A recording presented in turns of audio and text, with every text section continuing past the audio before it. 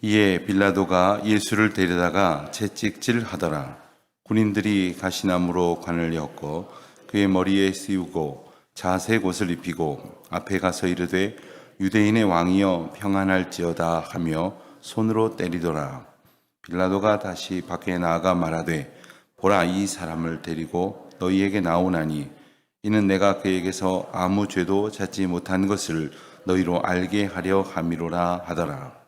이에 예수께서 가시관을 쓰고 자색 옷을 입고 나오시니 빌라도가 그들에게 말하되 보라, 이 사람이로다 하매 대제사장들과 아랫사람들이 예수를 보고 소리 질러 이르되 십자가에 못 박으소서, 십자가에 못 박으소서 하는지라. 빌라도가 이르되 너희가 친히 데려다가 십자가에 못 박으라. 나는 그에게서 죄를 찾지 못하였노라.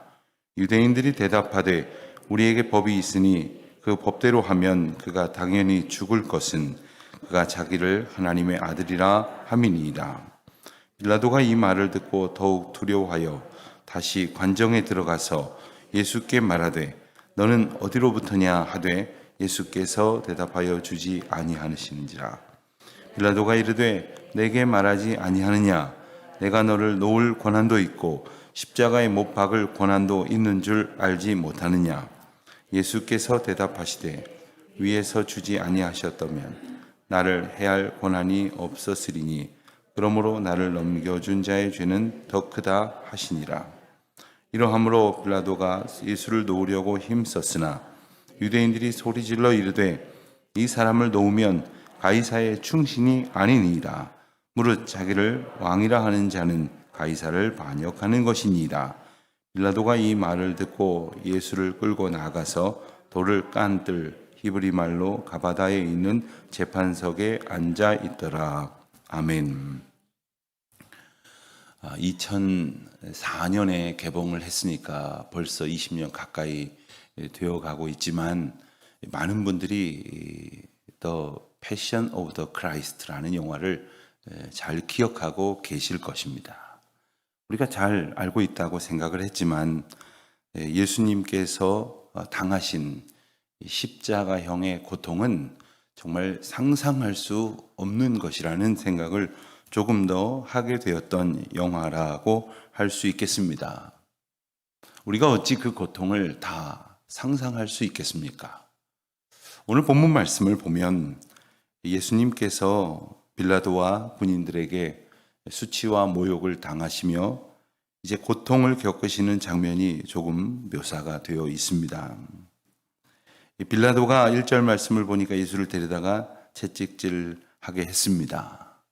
그런데 그 채찍질은 단순히 그저 조금 몸에 얻어맞는 정도가 아니라 그 로마 군병들이 쓰는 채찍 그 줄 끝과 중간중간에는 쇳덩어리와 납덩어리가 달려있기 때문에 그것을 몸에 때리면 그것이 살을 찢고 그리고 살점을 떨어뜨려내는 그러한 고통을 겪게 한다고, 그렇게 아주 고통을 더 많이 주려고 만들어진 것으로 우리에게 일깨워주는 그 고통의 양이 있습니다.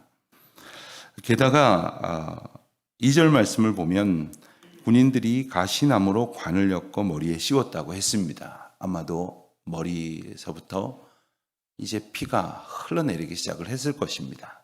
그런데 그 가시나무는 예수님께서 종려주일에 우리가 말씀을 나눴듯이 백성들이 종려나무 가지를 흔들면서 환영하였던 그 나무로 만들어졌다고 전해지고 있습니다. 그러니까 왕으로 오시는 환영을 했던 그 도구로 이제는 말할 수 없는 고통을 겪는 그런 가시의 찔림을 겪게 하였다는 거죠. 그리고는 자색 옷을 입혔다고 했습니다. 자색 옷은 왕이나 고관들, 부자들, 높은 사람들이 입는 그러한 옷을 상징하는 색깔입니다. 그러니까 그런 옷을 입혔다고 하는 것, 그리고 평안할지어다 유대인의 왕이여 라고 말했다고 하는 것은 그들이 예수님을 있는 대로 다 조롱하고 있었다는 것이죠. 그리고 손으로 때렸다는 묘사를 보면서 우리는 예수님이 당하셨던 그 수치 그리고 그 모욕이 어느 정도인지를 점점 떨리는 마음으로 보게 됩니다. 그런데 그와 같은 모든 고통들은 예수님을 향하여 내뱉는 그들의 부정이고 그리고 예수님께서 하나님의 아들로서 오셨다는 사실 하나하나를 거부하는 행동임에 틀림없습니다. 사실 빌라도는 4절에서 우리가 볼 수 있는 것처럼 아무 죄도 찾지 못한다라는 표현을 거듭해서 하고 있는 것처럼 예수님의 무죄함을 알고 있었습니다.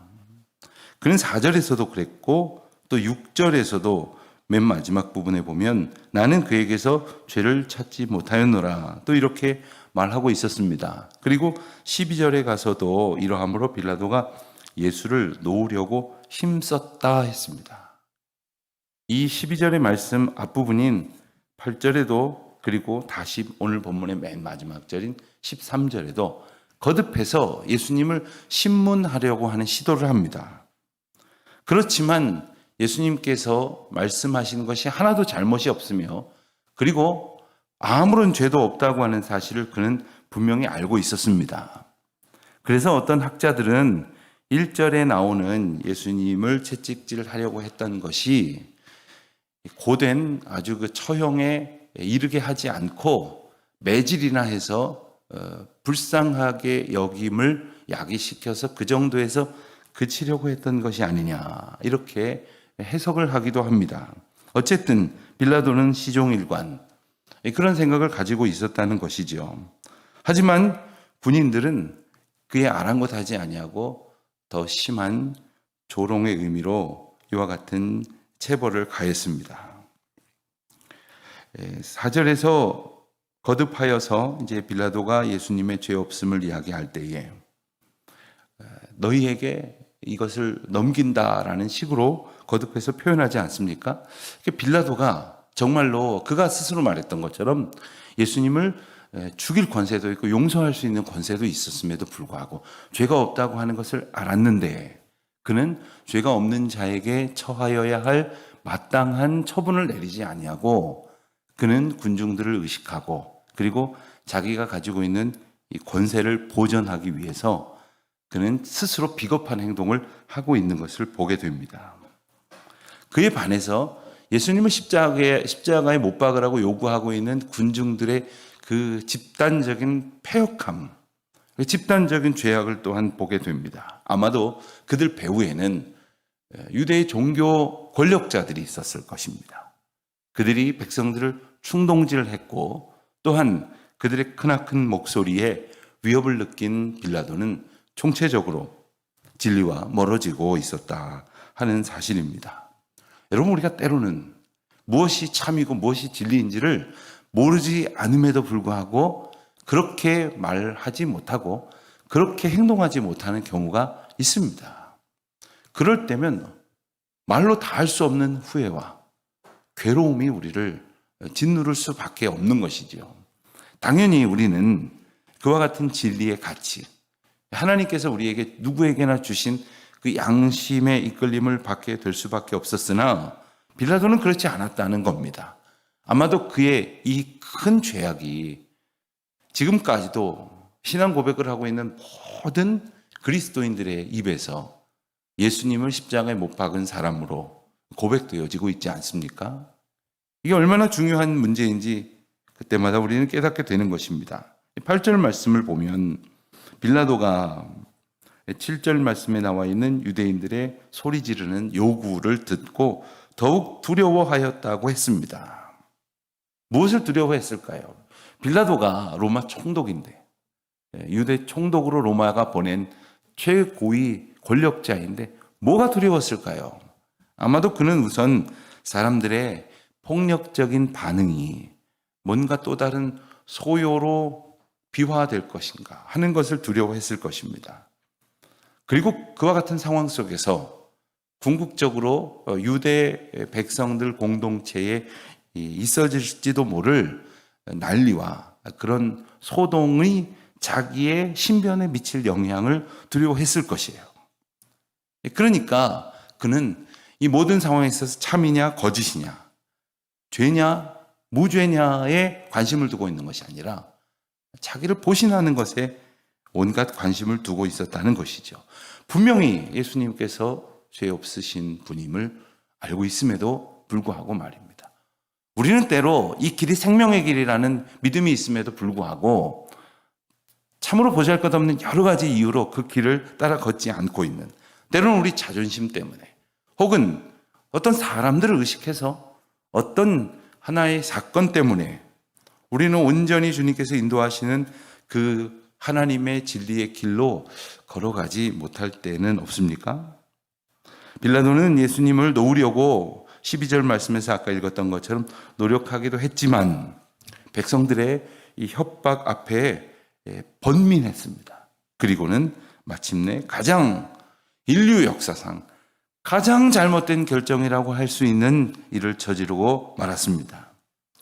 자, 그에 앞서서 9절로부터 11절까지 말씀을 보면 빌라도가 예수님께 대하는 마지막 신문의 내용이 나옵니다. 빌라도가 물었습니다. 너는 어디로부터냐? 그때 예수님께서 대답하여 주지 아니하셨다 했습니다. 아마도 예수님의 침묵은 이런 대답을 내포하고 있지 않았을까 싶어요. 내가 이미 알고 있지 않느냐. 사실 우리가 하나님 앞에 기도할 때 하나님 앞에 뭔가를 요구하는 마음으로 여쭐 때 사실 우리는 대부분 그 답을 알고 있습니다. 하나님 어디 계십니까? 하나님 어디 계신지 다 알아요. 그 상황이 우리를 불편하게 하는 것에 대해서 잘못 반응하고 있는 것이지. 하나님 제가 어떻게 하면 좋습니까? 정말 모르지 않습니다. 그러나 그렇게 행하려고 하지 않고 싶은 마음이 또 우리 가운데 또 있기 때문이죠. 빌라도가 모든 것을 알고 있었습니다. 그런데 빌라도는 예수님의 침묵에 대해서 10절에서도 이야기하기를 내가 너를 놓을 권한도 있고 십자가에 못 박을 권한도 있는 것을 알지 못하느냐. 그때 11절에서 예수님이 대답하시기를 위에서 주지 아니하셨더라면 나를 해할 권한이 없었으리니. 무슨 말씀입니까? 이 모든 것은 내가 결정할 수 있는 게 아니다. 하나님께서 결정하시는 것이다. 그렇습니다, 여러분. 우리가 이 땅을 살아가면서 우리가 해야 할 일들이 있습니다만은 궁극적인 주권자 바로 하나님께서 이 모든 일들을 이루어 가시고 또 인도하신다는 그 궁극적인 신뢰를 우리는 잊어서는 안 될 것입니다. 우리가 때로는 우리가 뜻하는 바를 이루지 못할 때도 있습니다. 그리고 때로는 우리가 원하는 바로부터 점점 멀어질 것 같다고 여길 때도 있습니다. 바로 그때에 우리는 이것이 과연 무엇으로부터, 과연 어디로 향하여 이 일이 누구의 주권 가운데 이루어지고 있는지를 날마다 기억을 해야 할 것이겠죠. 빌라도는 백성들의 그 폭압적인 요구가 자기에게 위협과 갈등의 요소가 되고 있다는 것을 그대로 노출시키고 있습니다. 빌라도가 예수님을 놓으려고 힘썼다고도 하지만 유대인들이 소리를 지르면서 요구했던 바에 꼼짝없이 묶여지고 말았습니다. 그것은 뭐냐 하면 12절 말씀에 나오는 것처럼 이 사람 예수님을 놓으면 빌라도를 향하여 소리 지르는 유대인의 외침이지요. 당신은 가이사의 충신이 아니니이다. 자, 그가 가지고 있는 권력, 사실 권력을 가지고 있는 사람은 그 권력이 제일 약점이 되는 거예요. 권력을 잃어버릴까 봐. 여러분, 물질을 가지고 있다고 생각하는 사람은 그 물질이 가장 약점이 돼요. 오히려 아무것도 가지지 못한 사람은 난 잃어버릴 것도 없으니 라고 두려워하지 않겠으나 내가 물질을 좀 가지고 있는데 이것을 잃어버릴까 봐, 권력을 가지고 있는데 이 권력을 잃어버릴까 봐, 내가 가지고 있는 이 건강을 잃어버릴까 봐, 내가 지금껏 어떻게 해서 노력해서 쌓은 것인데 이것을 잃어버릴까 봐. 여러분, 우리가 가지고 있는 것 중에 그 무엇인가를 잃어버릴까 봐 우리는 진리의 길에서 혹시 멀어지고 있지는 않은가, 외면하고 있지는 않은가, 사람들을 잃어버릴까 봐 사람들한테 비율을 맞추는 바람에 하나님을 떠나버리고 있는 것은 아닐까. 너희가 하나님을 기쁘시게 할 것이냐, 사람들을 즐겁게 할 것이냐. 오늘 우리가 이 큰 질문 앞에서 살아가고 있습니다. 그때마다 우리는 하나님께 복을 주십시오, 형통한 길로 인도하여 주십시오, 나의 능력이 되어 주십시오라고 말하면서 언제나 내 눈앞에 있는 것들을 만족시키려고 하면서 살아가고 있는 것은 아닐까. 예수님께서 이와 같은 고통, 그리고 모욕, 그리고 말로 다 할 수 없는 거짓으로 일관된 그런 고통 속에서 아무 말씀도 하지 아니하시고 순종하시는 이유가 무엇이겠습니까? 구약성경 이사야 53장에는 예수님의 이 순환에 대해서 이미 자세하게 묘사를 해둔 바 있습니다. 우리가 잘 아는 그가 찔림은, 그가 상함은, 이러한 고백으로 시작하는 말씀이지요. 53장 7절에 보면 이와 같은 고백이 나옵니다. 그가 곤욕을 당하여 괴로울 때에도 그의 입을 열지 아니하였으며 마치 도수장으로 끌려가는 어린 양과 털 깎는 자 앞에서 잠잠한 양같이 그의 입을 열지 아니하였도다. 예수님께서는 하나님께서 인도하시는 그 길로 가는 것이 가장 소중했습니다. 그러니까 기분 나쁘다고 반응하고 뭔가 이것만은 분명히 내 감정을 표현해야 되겠다고 밝히는 그러한 식의 방식을 택하지 아니하셨습니다. 대신 이 엄청난 고난과 역경 속에서 이루어지는 일이지만 궁극적으로 이 길을 이끄시는 하나님의 인도하심을 믿고 신뢰했기 때문에 그는 하나님의 온전하신 뜻 앞에 겸손함으로 순종하고 계신 것을 보게 됩니다. 참 우리가 순종하기 어려운 것은 뭐냐 하면 순종하지 않을 수 있을 만큼의 힘이 있다고 생각할 때입니다. 아무 힘이 없다고 생각하면 뭐 순종이고 말고 없어요. 그냥 그대로 따라갑니다. 그런데 대개 내가 요만큼의 힘이 있고 요만큼의 물질이 있고 이만큼의 자존심이 있고 이만큼의 건강이 있고 뭐라도 있다고 생각을 하면 그 앞에서 온전히 순종하지 못하고 있는 거예요. 우리가 하나님 앞에서 다른 분도 아니라 하나님 앞에서 온전히 순종하지 못한다면 그것은 내가 가지고 있는 것을 더 붙들고 싶어 하는 부질없는 욕망이 아니겠습니까? 그것은 어디로부터 왔습니까? 그건 누가 주셨습니까? 그럼에도 불구하고 그것을 지켜내려고 고집을 부리는 거였죠. 어린아이가 장난감을 가지고 있습니다. 자, 그거 이리 내봐. 더 좋은 거 줄게. 내놓질 않아요. 그거 내어놓으면 더 재밌는 거, 더 새 거, 더 큰 거, 더 좋은 거 줄게 해도 어린아이들은 그거 내놓지 않습니다. 이와 같이 참으로 유치하고 그리고 어리석은 생각 속에 우리가 살아가고 있는 것은 아닐까. 그런 까닭에 마땅히 우리가 해야 할 순종을 오늘도 떨쳐버리고 있는 것은 아닐까. 예수님의 고난을 묵상하는 이 한 주간 특별히 우리는 예수님의 그 고통만 생각하지 말고 고통을 감내하면서까지 그것을 감당하셨던 예수님의 순종을 생각할 수 있기를 바랍니다. 앞서 처음에 말씀드린 그 영화가 참 우리에게 준 그 깨우침이 참 많습니다만 또 역설적으로 예수님의 그 육체적인 고난에만 우리가 집중하는 경향이 있습니다. 분명히 고난주간입니다. 그래서 우리로서는 도무지 감당할 수 없는 이 고난을 겪으신 예수님의 그 놀라우신 사랑 앞에 우리가 감동할 수밖에 없고 감사할 수밖에 없지만 그리고 그 크고 놀라우신 하나님의 은혜를 되새기게 되지만 그렇게까지 하신 그 크신 은혜가 주님의 인도하심 앞에 순종하셨던 예수님의 헌신으로 이루어졌다고 하는 것을 기억하고 우리도 비록 연약하지만 참으로 보잘것없지만 참으로 어리석지만 주님 앞에 온전한 순종을 다하여 드리기를 힘쓰는 그리고 우리로서 무슨 순종을 감당할 수 있겠습니까? 성령 하나님께서 우리를 온전히 다스리시고 붙드시고 내 안에 거하셔서 내 의지나 내 생각이나 내 결심이 순종하게 하는 것이 아니라 성령 하나님의 인도하심이 나를 순종하게 하시는 그 은혜를 맛보는 저와 여러분이 되시기를 그리고 우리 교회 공동체가 될 수 있기를 우리 주님의 이름으로 축원드립니다. 이 시간 우리 주님 주님의 인도하심을 힘입어서 순종하는 믿음의 사람 되게 하옵소서. 순종하고자 소원할 때에 순종할 수 있는 주님의 능력을 저희에게 부어 주십시오. 우리 잠시 우리 목소리가 우리 각자의 귀에 들릴 정도의 음성으로 소리내셔서 기도하도록 하겠습니다. 하나님 아버지 감사합니다. 저희로 순종의 사람으로 살게 하시는 것을 감사합니다.